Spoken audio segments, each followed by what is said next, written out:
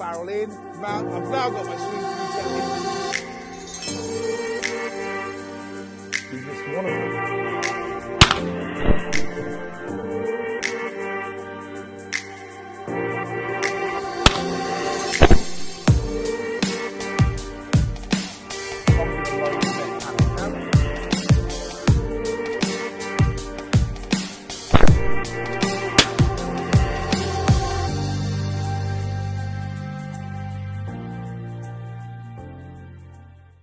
We're going to have a look today at the pull-away method. We're going to see exactly what the pull-away method does and its uses. So I've got three different diagrams here. It's exactly the same target, but the station moves closer to the machine. So 1, 2, and 3 moving closer to the trap. Okay, I've got my visual kill point for all three birds, and I've got my hold point for all three birds.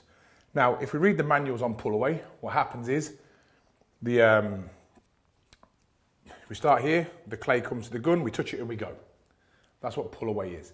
I like to teach my students and I like to extend on that quite a lot.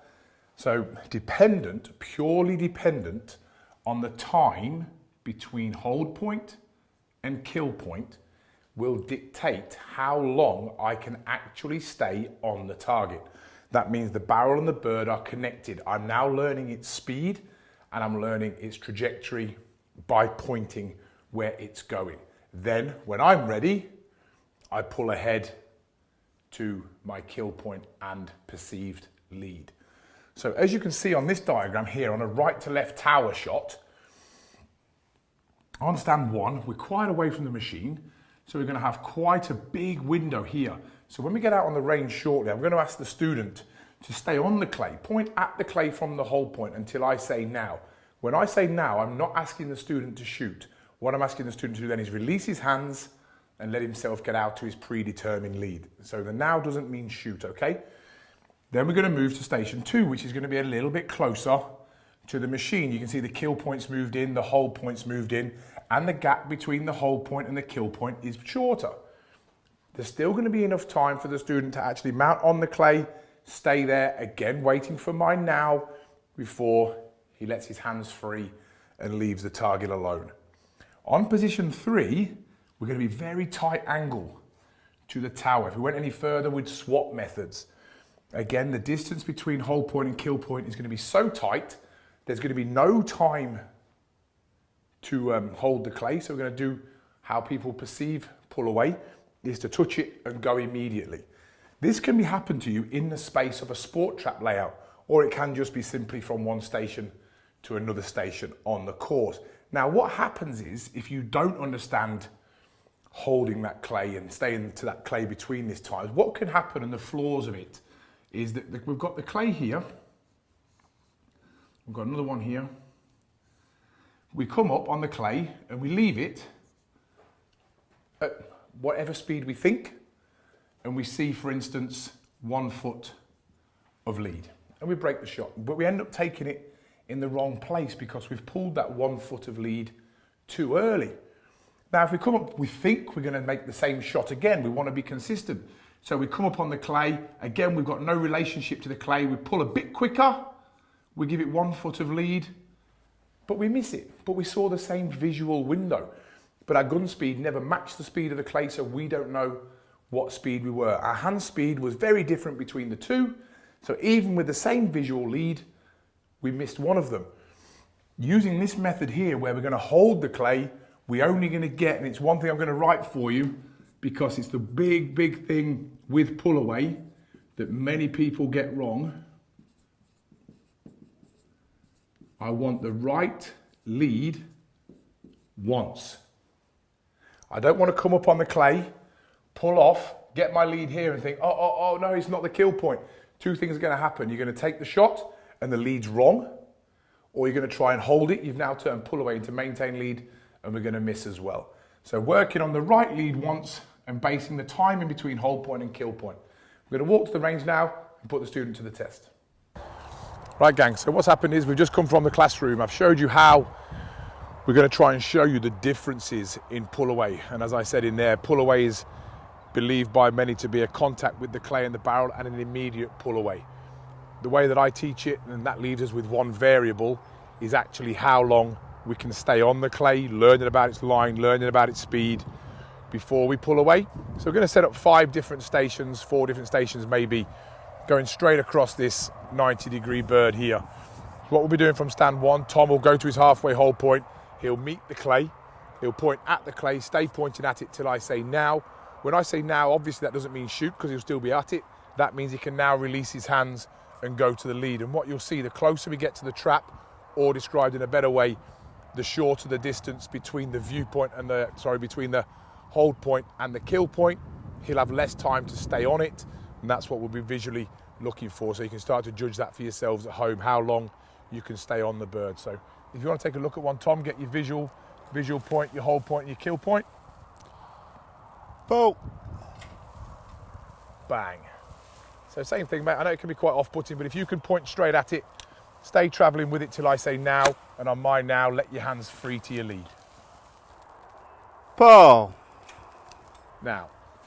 Beautiful. Superb. Do that one more time. When we have a look at the footage via the shot cam, you'll see that Tom was actually on that target for quite a long time, learning lots about it. Pull. Now. Superb. Beautiful. By predetermining when we're going to leave the clay, we start to make the kill point consistent. And the way I refer it to all my students is you're stacking the clay. Because when we shoot the pull away in the described method as before as on and off, we have to pull the trigger when we get the lead for the first time. And that could be early, it could be late. What Tom did there was take 2 mirror image shots, so the kill points are the same, therefore the lead stays the same throughout. And that's what we're looking for. To get those better scores, we need consistency. So how long you stay with the clay is a predetermined move, not just a regular pull away.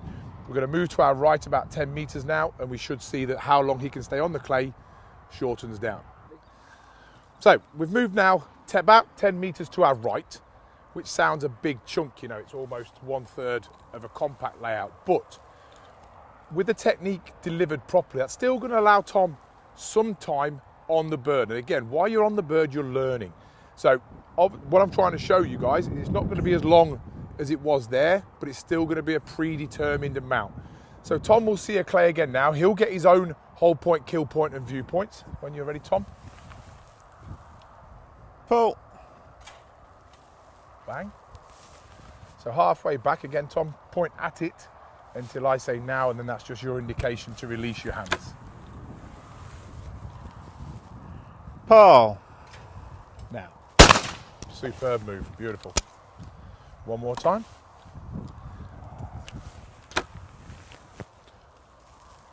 Pull. Now. Beautiful, Tom. So just for the viewers, Tom, because obviously we're trying to relay information to them. You're staying on that quite a long time, but do you feel rushed at the end, or does that still feel smooth? No, it's still smooth at the end. That's it. And what a lot of people do is they panic, thinking if I stay there, I can't get to the lead. But you're not having to increase by too much. No, by staying there, I can see the line as well. Yeah, and that's obviously that's not flying straight. It is coming about down a little bit. But these instructional DVDs and subscriptions, they're quite difficult to actually relay the information. You get a lot of them out there where you simply just get told what the instructor does and that's it. What I'm trying to do is change the focus and trying to give you things to go and work on. That's why we're using students to actually give you feedback. So as Tom's just said there, he doesn't feel rushed. He's still got plenty of time for a quality shot, and he still stayed there for a good 15 yards in the sky. So let's just try a couple more then from over your shoulder, Tom. Okay, so now we've moved to the extreme right. We're at probably the last point where this is still a crosser. Any further, it becomes a quartering bird, and we'd start to adapt the swing through technique. So this is the spot where we do the pull away as it's been described for years, where we're just going to connect and go. It's probably the least consistent, but it's still the most consistent of all the methods to use on this bird, because we're going to have to gamble on its line and speed because we're not going to be able to hold it. So Tom, just to not confuse you, I'm not going to say now. I was going to allow it to come to the gun, and you're going to take that move and take the shot. So we'll have a look at one now to get your viewpoints, kill points, and hold points. Pull. But as you'd have noticed, as Tom's moved round to the right, everything's starting to move in. His kill point has become closer to the machine, therefore the hold point closer to the machine, and his eyes are always where we very first see that clay come through those trees. So we've worked on this before, you've seen that, we've got the perfect setup. So it's on you, Tom. Just let it come to your gun and then run to your lead. Paul. Good, nicely done.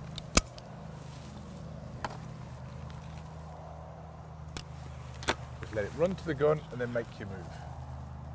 Paul. Good, nice shot. What you will see when we take a look at the camera and the shot cam footage over Tom's shoulder, you'll see there's no time spent on the clay. You'll see the clay run to the barrel connects, and it instantly gets out to its lead. So I'm just going to step back and let the camera come in, and then we'll take a look over Tom's shoulder.